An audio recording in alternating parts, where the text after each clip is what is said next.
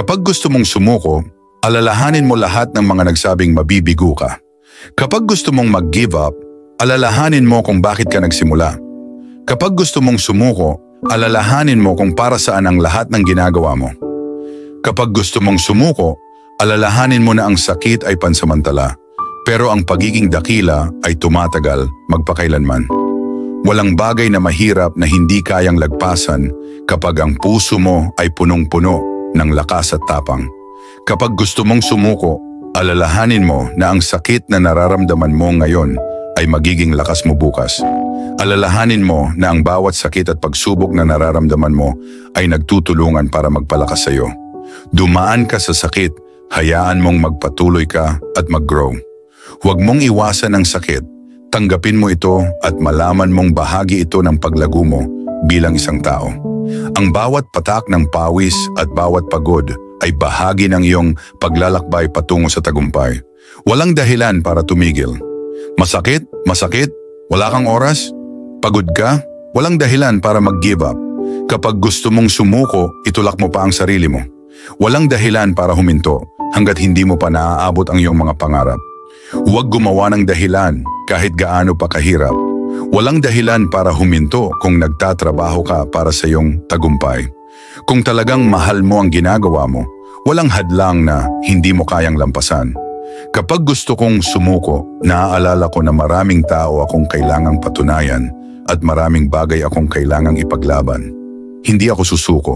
Naaalala ko ang mga tao na umaasa sa akin, mga taong naniniwala sa akin. Magpapatuloy ako dahil hindi ko sila bibiguin. Ang pagsuko ay para sa mga walang pusong tao at may puso ako. Kaya hindi ako susuko. Hindi ko pababayaan ang mga pangarap ko at hindi ko iiwan ang mga taong naniwala sa akin. Ang pinakamagandang katawan at lakas mo ay hindi manggagaling sa karaniwang pagsusumikap. Kung gusto mong karaniwang resulta, magbigay ka ng karaniwang pagsusumikap. Pero kung gusto mong maging pinakamagaling, kailangan mong magbigay ng pinakamagandang pagsusumikap. Ang tagumpay ay hindi madaling makuha, kaya't hindi sapat ang average na pagsisikap. Gawin mong pangako sa sarili mo na hindi ka aalis sa anumang training, laro o hamon ng hindi ibinibigay ang 110% ng iyong lakas at dedikasyon. Dapat buo ang iyong puso sa bawat hakbang na ginagawa mo. Ano man ang akala mong limitasyon mo, ano man ang akala mong pinakamataas mong kaya, subukan mong magbigay pa ng 10%. Huwag mong tingnan ang iyong sarili na natapos na dahil sa bawat pagsubok may mas malalim na lakas ka pa na matutuklasan. Magugulat ka sa mga resulta kapag ipinakita mo ang iyong buong potensyal. Huwag matakot subukan ang iyong mga hangganan. Lahat ng ito ay bumabalik sa isang simpleng tanong. Gaano mo ba ito kagusto? At kapag gusto mong sumuko, itanong mo ulit, gaano mo ba ito kagusto?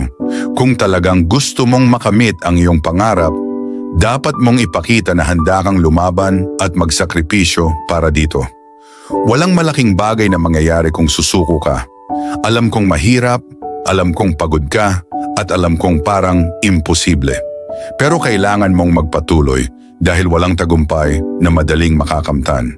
Ang mga taong nagtatagumpay ay hindi sumusuko kahit gaano pa kahirap ang daan. Magtiyaga ka at makakakamtan mo ang iyong gantimpala. Patuloy lang at ipagdiwang mo ang bawat hakbang patungo sa iyong tagumpay.